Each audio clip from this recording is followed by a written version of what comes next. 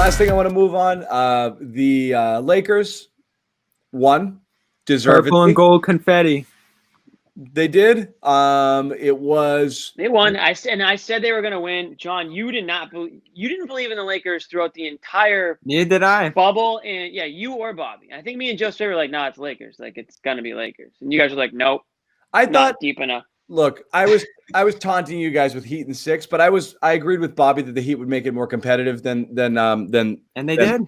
And they did. What's funny is when they won Game 5, when Butler saved them there, he was giving post-game interviews like, "That's all I had," like. Oh my God! Did you see him walking? He did the old man getting out of his chair, creeping away. Right. That was their championship. All of the commentary is like, "I did it. We did it, man." I was like, you really didn't do anything, but it kept the series competitive.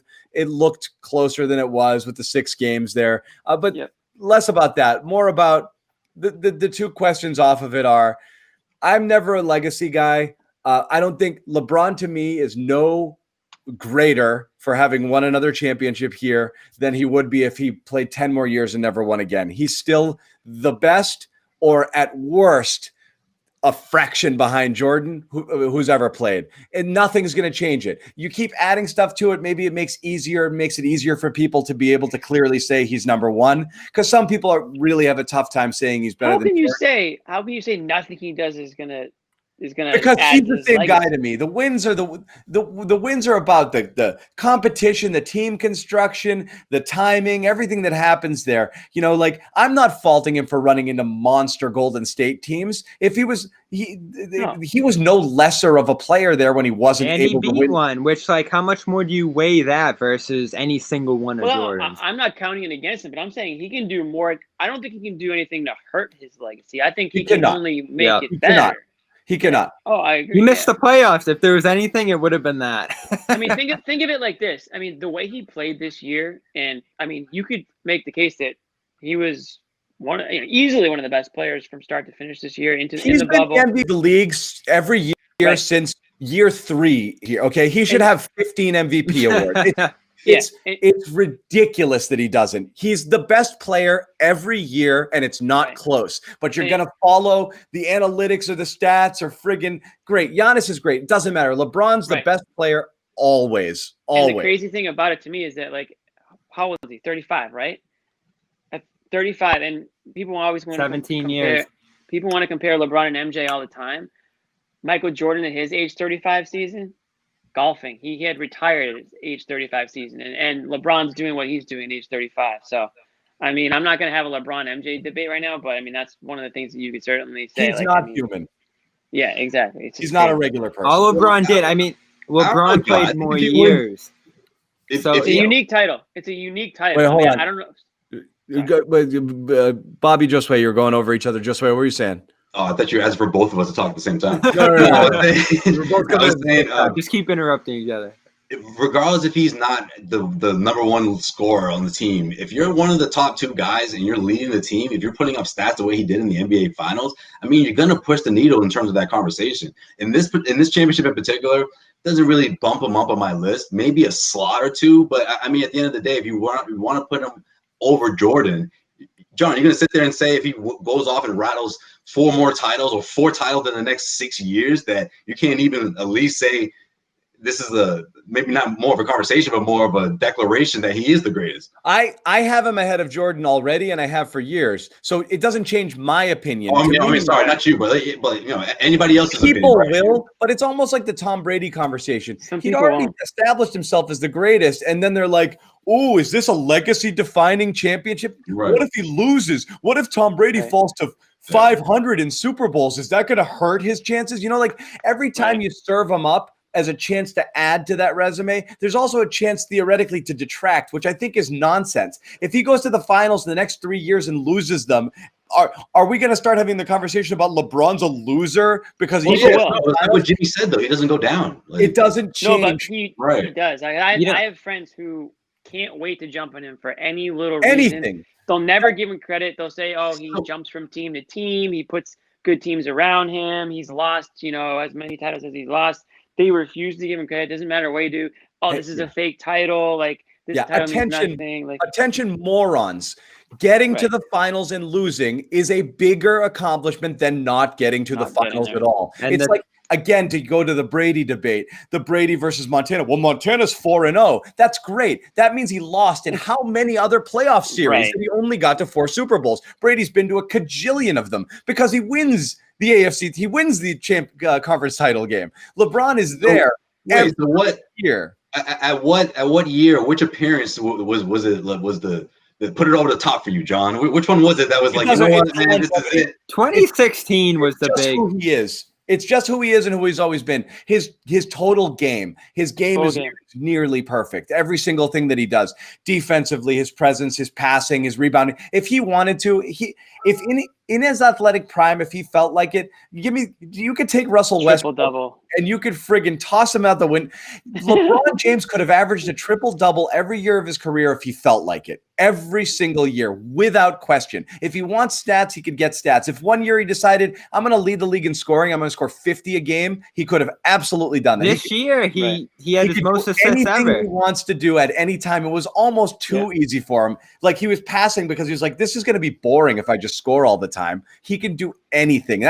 He's always been that guy for me because I think, honestly, he could have had whatever he wanted. I'll add this too. The longevity is just unparalleled. We're never going to see anything like that again. The lack of injuries besides 1 year. And I thought what was so cool about this title is the fact that a player like Anthony Davis grew up idolizing him and was able to join him in his prime. And you got the story of him playing on Team USA as a Kentucky player coming into the league. And that set the seeds for him to be able to build that team.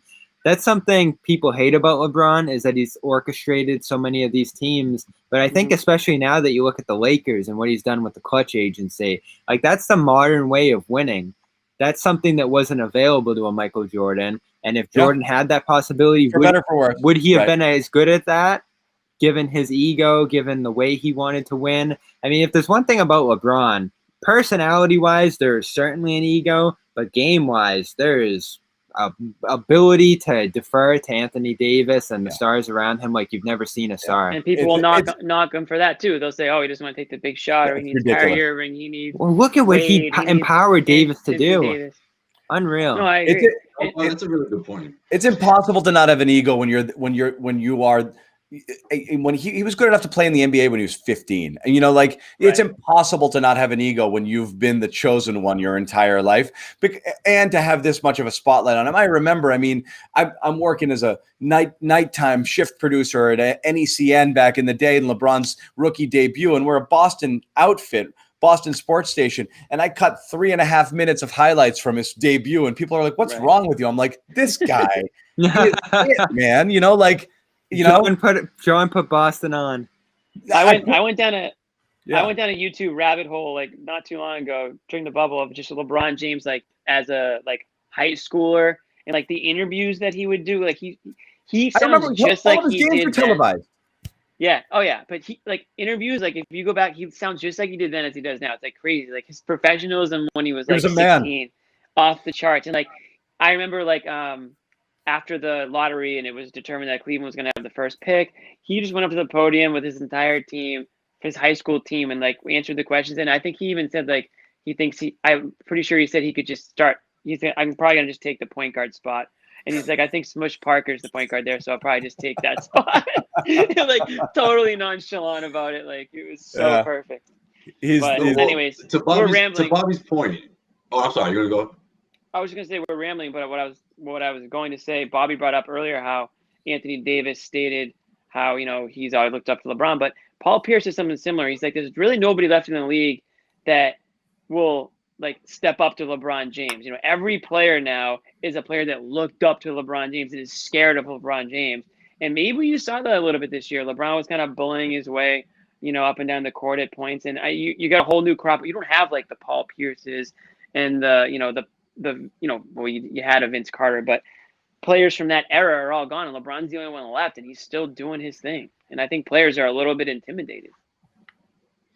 Yeah, no, I like what Bobby said about Jordan would have done things probably a similar way if he was playing during this time. I believe in that. But to that point, I think that's probably the biggest reason. If you really boil it down, like that's the biggest reason of the debate, right? Like people on the Jordan side are never, ever, ever going to accept the fact that you can win titles that way. They're never going to accept the fact that LeBron can switch teams and pick, an agent that can bring guys in. Let's face it, guys, 34 years old, 35 years old, like a lot of players out there that people just assume wanted to go out and play for LeBron James or play with him, Kawhi Leonard and all these guys. And we found out that wasn't the case. So then, Clutch, did what they had to do. And, they orchestrated to get Anthony Davis there, and the rest is history, which is, I think, a lot of the reason why whatever he does from this point forward is sort of going to be looked at differently. What he did in Cleveland pushed him way higher than anything else, down 3-1 to come back in that series to knock off that Golden State Warriors team and the way he did it. I mean, I think that alone put him in a space where I think he sort of topped out when it comes to diehard Jordan. That was the one. I don't think Jordan topped out with Jordan fans on that one. I don't think Jordan has anything that matches that. No, you don't have that to do that by yourself pretty much there. Well, I mean, not by yourself. You had Kyrie, but I mean, still, that one was incredible.